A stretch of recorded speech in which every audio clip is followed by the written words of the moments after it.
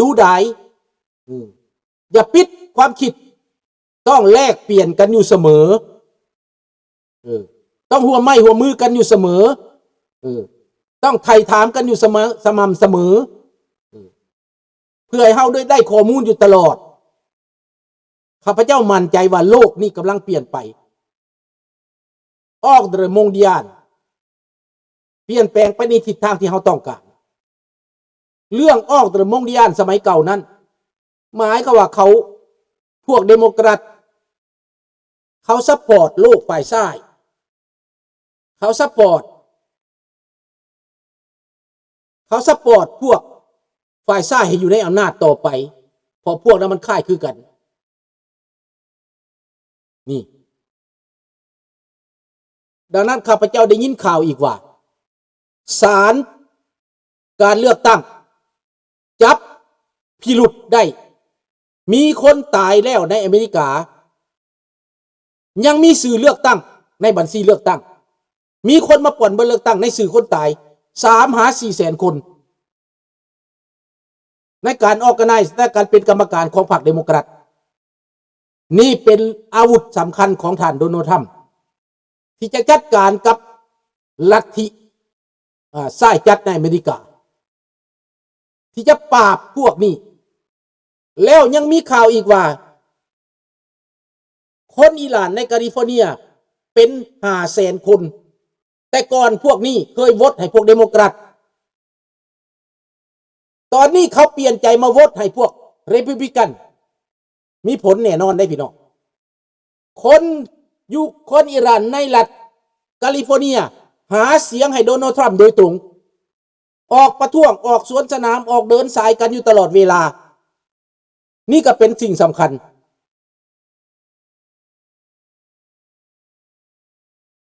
นี่เป็นสิ่งสำคัญดังนั้นพี่น้องเขาก็จะเห็นกันในบดลนี่แหละว่ายังสิเป็นอันใดสิ่งสำคัญอิหร่านนี้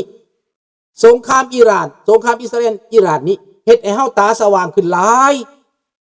เฮ็ดให้เฮาเห็นเฮาเข้าใจลึกซึ่งในการเมืองระดับโลกพวกแลนไปนำบริกเดี๋ยวนี้ทกถอยละไปบ่ได้ละว่าสิไปใส่เงินบริกสิไปรวมกับโปรตีนสิไปรวมกับจีนรัสเซียก็สิไปบ่รอดแล้วนี่เฮ็ดสงครามมา4 ปี 5 ปีบ่เหลือหยังบ่ได้หยังตายไอ้พวกลาวแดงส่งทหารลาวไปเฮียนโซเวียตไปเฮียนรัสเซียแล้วส่งไปหลบอยู่แนวหน้ายูเครนหายไปอยู่ในทุ่งนาตายไปบ่ได้เห็นซากศพสมเพชเวทนาพี่น้องลูกหลานคนลาวเดี๋ยวนี้เด็กน้อยเขาอยากสื่อสารมาว่าให้พวกเฮารู้จักความลับที่รัฐบาลลาวส่งไปตีซึกกันเขาส่งผ่านวิดีโอออกมาสัญญาณให้พวกเฮาเห็นให้พวกเฮาติดตามดังนั้นพี่น้องข้าพเจ้าจะพยายามติดต่อเข้าไปเพื่อรู้จักความจริงอันนี้ตื่มขึ้นอีกเนาะและก็สอดส่องดูแลนำกันเด้อพี่น้องเด้อสอดส่องดูแลนำกันผู้ใดมีลูกลาวหลานลาวที่ไปเฮียนรัสเซียนั้นอย่าให้ไปแนวหน้าเด็ดขาดแต่ปรากฏว่าขั้นไปฮอดพุ่นแล้วรัสเซียมันนุ่งเครื่องให้แล้วบังคับให้ไปแนวหน้าไปตายอยู่ในไสในลูฮันในโดเนตคนลาวนี่นะตายอยู่ในโดเนตลูฮันนั่นแหละ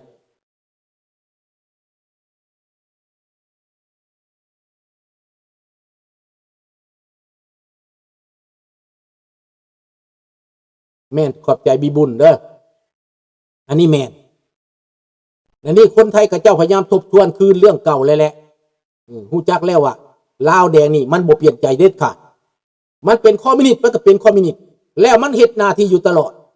มันแทรกแซงประเทศไทยอยู่ตลอดมันพยายามปั่นป่วนอยู่ตลอด